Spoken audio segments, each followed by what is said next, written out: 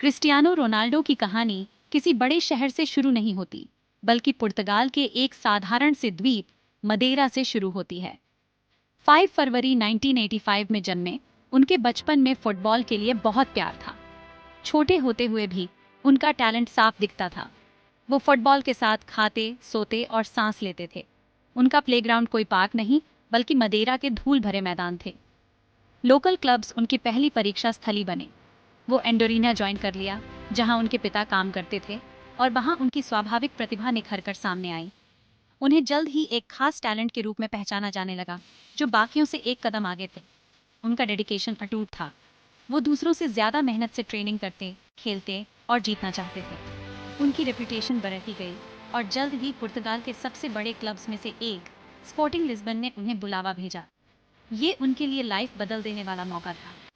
सिर्फ 12 साल की उम्र में उन्होंने अपने परिवार और अपने प्यारे द्वीप को पीछे छोड़ दिया, ताकि एक बड़े मंच पर अपने सपनों का पीछा कर सकें। लिस्बन जाना उनके असाधारण टैलेंट और अटूट डिटर्मिनेशन का प्रमाण था।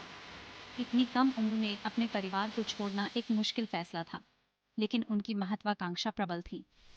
वो जानते थे कि प्रोफेशनल फुटबॉलर बनने के उनके अंतिम लक्ष्य की दिशा में ये एक महत्वपूर्ण कदम था। अगर आपको ये वीडियो पसंद आया हो तो कृपया लाइक करें, सब्सक्राइब करें और बेल आइकन दबाएं, ताकि आप हमारी नई वीडियोस मिस न करें। स्पोर्टिंग लिस्बन ने रोनाल्डो को अपने स्किल्स निखारने का प्लेटफॉर्म दिया। वो हर लेवल पर प्रभावित करते हुए रैंक्स में आगे बढ़ते गए। उनका रॉ टैलेंट कुछ खास बन रहा था। फिर वो पल आया जिसने सब कुछ बदल दिया। 2003 में स्पोर्टिंग लिस्बन ने मैनचेस्टर यूनाइटेड के खिलाफ एक फ्रेंडली मैच खेला। सिर्फ 18 साल के रोनाल्डो ने अपने इलेक्ट्रीफाइंग पेस और स्किल से यूनाइटेड के डिफेंस को पछाड़ते हुए एक शानदार खेल दिखाया। मैनचेस्टर यूनाइटेड के प्लेयर्स इस यंग विंगर के टैलेंट से हैरान थे। मैनचेस्टर यूनाइटेड के legendary manager sir Alex Ferguson देख रहे थे। वो तुरंत ही रोनाल्डो के परफॉर्मेंस से मोहित हो गए। उस यंग पोर्चुगीज विंगर ने अपनी एक अमिट छाप छोड़ी थी। फर्गसन जानते थे कि उन्होंने कुछ खास देखा है।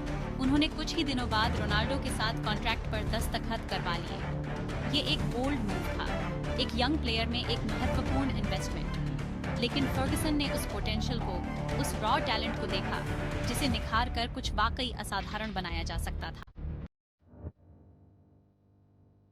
मैनचेस्टर यूनाइटेड में रोनाल्डो के आगमन पर एक्साइटमेंट और स्केप्टिसिज्म का माहौल था। प्रीमियर लीग एक कठिन परीक्षा थी और बहुत से लोग सोच रहे थे कि क्या ये यंग फ्लैम्बॉयंट विंगर इसे पार कर पाएगा। लेकिन रोनाल्डो को डाउटर्स को गलत साबित करने में मजा आता था। उन्होंने जल्द ही इंग्लिश फुटबॉल की फिजिकलिटी को अपना लिया। उनके डैजलिंग फुटवर्क और ब्लिस्टरिंग पेस ने डिफेंडर्स को डरा दिया। उन्होंने शानदार गोल्स किए। उनके ट्रेडमार्क फ्री किक्स ने गोलकीपर्स को कोई चांस नहीं दिया। वो सिर्फ खेल नहीं रहे थे, वो एंटरटेन कर रहे थे। सर एलेक्स फर्गसन के गाइडेंस में रोनाल्डो निखर गए। उन्होंने सीखा, उन्होंने अडेप्ट किया और उन्होंने अपने स्किल्स को निखारा। वो मैनचेस्टर यूनाइटेड के लिए एक की प्लेयर बन गए और उन्होंने टीम को लगातार 3 प्रीमियर लीग टाइटल्स जिताने में मदद की। उनकी व्यक्तिगत प्रतिभा को 2008 में पहचाना गया, जब उन्होंने अपना पहला बैलोन डोर जीता, जो फुटबॉल में सबसे प्रेस्टिजियस इंडिविजुअल अवार्ड है। वो वर्ल्ड फुटबॉल के शिखर पर पहुंच चुके थे। Section 4, the Galactico Ronaldo's reign in Madrid. 2009 में क्रिस्टियानो रोनाल्डो ने वर्ल्ड रिकॉर्ड ट्रांसफर फी के साथ रियल मैड्रिड ज्वाइन कर लिया। इस स्पेनिश जायंट ने फुटबॉल हिस्ट्री के सबसे चहेते प्लेयर्स में से एक को अपने साथ जोड़ लिया था। प्रेशर बहुत ज्यादा था, लेकिन रोनाल्डो इसी में निखरते थे। उन्होंने रियल मैड्रिड के लिए खेलने के चैलेंज को स्वीकार किया, एक ऐसा क्लब जो हिस्ट्री और एक्सपेक्टेशन से भरा हुआ था। उन्होंने करीम बेंजेमा और गैरेथ बेल के साथ एक जबरदस्त पार्टनरशिप बनाई। ये तीनों बीबीसी के नाम से मशहूर हुए। ये एक ऐसी ताकत थे जिनसे पार पाना बहुत मुश्किल था। मैड्रिड में रोनाल्डो का समय असाधारण से कम नहीं था। उन्होंने एक के बाद एक रिकॉर्ड तोड़े और रियल मैड्रिड के all time leading goal scorer बने। उन्होंने टीम को 2 ला लीगा टाइटल्स और 5 सीजन्स में अभूतपूर्व 4 चैंपियंस लीग ट्रॉफीज जिताई। उनकी व्यक्तिगत प्रतिभा बरकरार रही और उन्होंने स्पेन में रहते हुए 4 और बैलन डोर अवार्ड्स जीते। वो हिस्ट्री बुक्स को फिर से लिख रहे थे। Section 5, a legacy forged in gold triumphs, transfers and titles.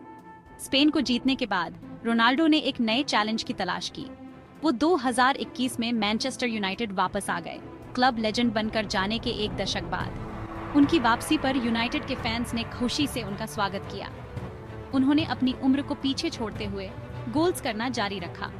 Manchester में एक सीजन बिताने के बाद वो जुवेंटस चले गए और अपने पहले से ही शानदार करियर में सीरी ए टाइटल्स भी जोड़ लिए। जीतने की उनकी भूख कभी कम नहीं हुई और जीतने की उनकी चाहत पहले जैसी ही मजबूत थी। इंटरनेशनल लेवल पर रोनाल्डो ने कैप्टन के तौर पर पोर्चुगल को उनकी पहली बड़ी ट्रॉफी जिताई और 2016 में यूएफए यूरोपियन चैंपियनशिप जीता। ये नेशनल प्राइड का पल था, जो रोनाल्डो की लीडरशिप और अपने देश के प्रति अटूट कमिटमेंट का प्रमाण था। Section 6, the undying spirit inspiration for generations. Madeira की गलियों से वर्ल्ड फुटबॉल के शिखर तक क्रिस्टियानो रोनाल्डो का सफर लाखों लोगों के लिए एक इंस्पिरेशन है। उनका अटूट डेडिकेशन, रिलेंटलेस वर्क एथिक और सफलता की अदम्य प्यास ने उन्हें एक ग्लोबल आइकॉन बना दिया है। उन्होंने इस खेल को पीछे छोड़ दिया है और दुनिया के सबसे पहचाने जाने वाले और मार्केटेबल एथलीट्स में से एक बन गए हैं। लेकिन फेम और फॉर्चून से परे, खुद पर उनका अटूट विश्वास और अपने बेस्ट से कम कुछ भी स्वीकार न करने की भावना ही उन्हें सबसे अलग बनाती है। रोनाल्डो की कहानी अभी खत्म नहीं हुई है। वो अब भी उम्मीदों को तोड़ते हुए आगे बढ़ रहे हैं। वो मॉडर्न फुटबॉल के एक सच्चे आइकॉन हैं, जो कड़ी मेहनत, डेडिकेशन और खुद पर अटूट विश्वास की पावर को दर्शाते हैं।